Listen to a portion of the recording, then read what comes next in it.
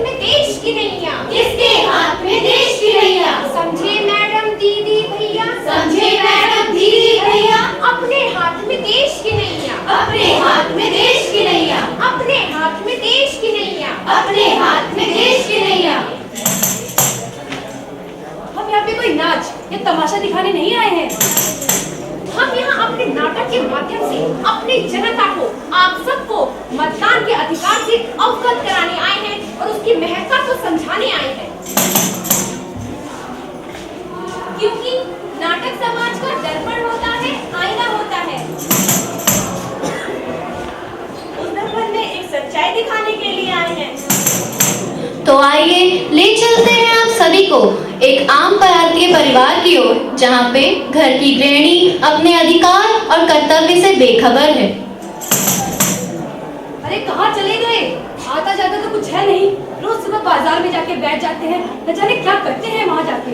अरे कहाँ पूछती घूम रही है? मैं तो कब से यही खड़ा था। तो यही में कहाँ चिपचिपा के बैठे हो? कुछ काम बोलो तो याद रहता नहीं है। अरे धीरज रख, धीरज रख। ब्रेक मार, चलती रहती है बस। जब भी घर में आओ तेरी कटर कटर शुरू हो जाती है। परेशान हो चुका हूँ मैं तुझसे। अरे मैं भी परेशान हो चुकी हूँ तुमसे। कटर कटर क्यों ना करूँ मैं? सारा घर का काम मुझे ही तो करना पड़ता है। तुमसे कुछ कहा आटा लाने को, लाए हो? अरे दुनिया चांद पे पहुंच गई, तू अभी तक आटे में ही अटकी है। तुझे तो बस अपनी ही पड़ी रहती है, अपना काम, अपने रिश्तेदार। बस देश और दुनिया में क्या हो रहा है कुछ पता है इसके बारे में? कौन कौन सी घटनाएं घट रही है कुछ मालूम है इनके बारे में? इन सब सार्वजनिक हितों के बारे में कौन सोचेगा? तुझे नहीं लगता कि इस देश के नागरिक होने के बावजूद, होने के नाते हमें भी अपना कर्तव्य निभाना चाहिए और कुछ जानकारियां हमें भी रखनी चाहिए? हाँ हाँ, बस आप ही बच्चे हो देश दुनिया के बारे में सोचने के लिए। अरे कोई हमारे बारे में नहीं सोच रहा है तो हम क्यों दूसरों के बारे में सोचें? अरे चुप कर। जब तू देश के बारे में नहीं सोचेगी, दूसरों के बारे में नहीं सोचेगी, तो देश तेरे बारे में क्यों सोचेगा? आजकल तो सोने का टाइम ही नहीं है। लोकसभा चुनाव आने वाले हैं और हमारे देश के संविधान ने हमें सबसे बड़ा अधिकार दिया है मतदान करने का। तो ये काम सरकार का है, हमारा नहीं है। हम कामकाजी लोग तो अपने काम में ही व्यस्त रहते हैं। इससे हमें क्या फायदा? क्यों कुछ गलत कह रही हूँ मैं? हे भगवान, लोकतंत्र का अधिकार, वोट देने का अधिकार, कीमत पता है तुझे इन सब की? यह कितना बड़ा फायदा है।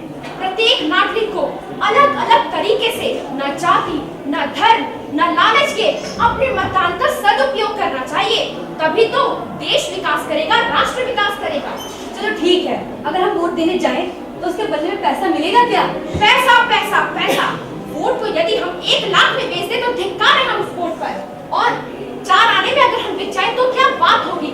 वोट तो बिना किसी लालच के सदुपयोग से, सद्बुद्धि से दिया जाना चाहिए, तभी वोट की कीमत का पता चलता है।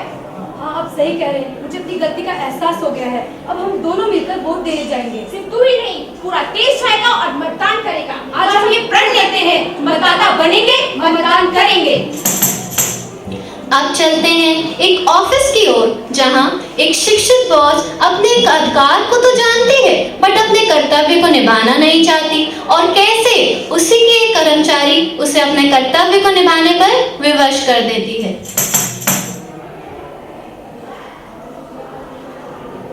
रानी, रानी, मैं चाहती हूँ कि ये फाइल कल तक कंप्लीट हो जाए। ठीक है मैम, बट मैम ऑलरेडी मेरे पास बहुत से काम है, मुझसे नहीं हो पाएगा मैम।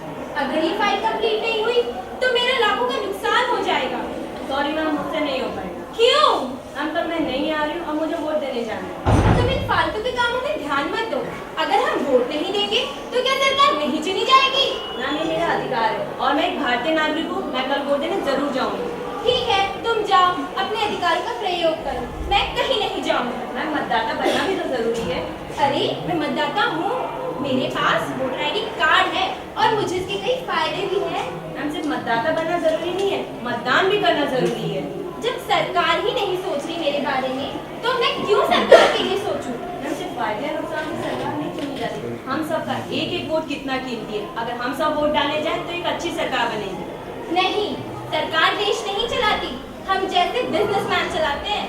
नहीं मैम, सरकार ही याद है तभी आपको दी जाती है जब आप एक भारतीय नागरिक हो, और भारतीय नागरिक होने के कारण आपको भी वोट डालने जाना चाहिए।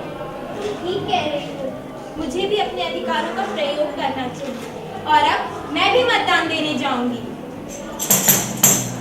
और अब चलते हैं अपनी युवा पीढ़ी की ओर और देखते हैं कि उनका क्या मानना है मतदान के बारे में।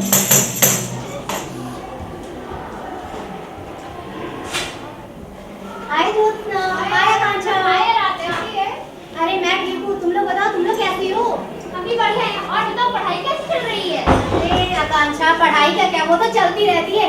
अरे ये बताओ कल का क्या प्लान है? हम तो कल वोट डालने जाएंगे। वोट डालने?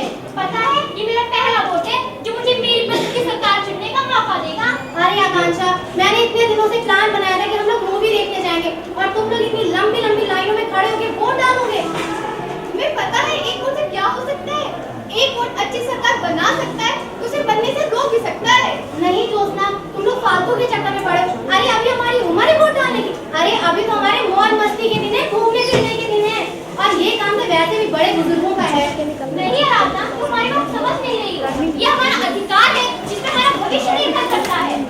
अधिकार? कैसा अधिकार? किस अधिकार की बात कर रही हो तुम? अरे सरकार बनने के बाद जब वो हमारे लिए सोचती है, मैं इस देश में वोट क्यों करूं? अरे इस देश में रखा ही क्या है? गरीबी, लाचारी, महंगाई, यहाँ पर कुछ और भी है सिवाय इसके? अरे मैं तो अपना भविष्य विदेश जाके बनाऊंगी। सरकार ने कुछ नहीं किया तो तुम बताओ, तुमने इस देश के लिए क्या किया है? हम सरकार से क्या चाहते हैं? यही कि वह ऐसा प्रशासन और ऐसी नीतियां बनाए जिससे हमारे देश का विकास हो सके। यदि हम ही इसमें अपने वोट का सहयोग नहीं देंगे तो वह कैसे संभव होगा? क्या है तुमने वो हिम्मत एक वोट का सहयोग देकर एक उज्जवल राष्ट्र की स्थापना करने की? हम युवा ही नीति तैयार करेंगे जिस पर हमारे राष्ट्र का निर्माण होगा, हमारे देश की उन्नति होगी। हाँ, तुम लोग सही कह रही हो। वास्तव में मुझे मतदान का महत्व नहीं पता था, लेकिन जब मुझे आज मतदान का महत्व पता चल गया है तो मैं तो मतदान करने जाऊंगी। साथ ही आप सबसे यही अपील करती हूँ कि आप भी मतदान के महत्व को समझें और मतदान करने अवश्य जाएं। हम बढ़ेंगे, देश बढ़ेगा। हम बदलेंगे, देश बदलेगा।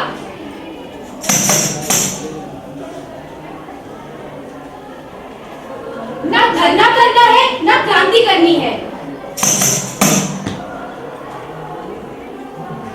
ना किसी से उलझना है, ना किसी से डरना है और ना किसी से लड़ना है। अगर आप अपनी राष्ट्र का कल्याण चाहते हैं तो अपनी उंगली पर लगी स्याही के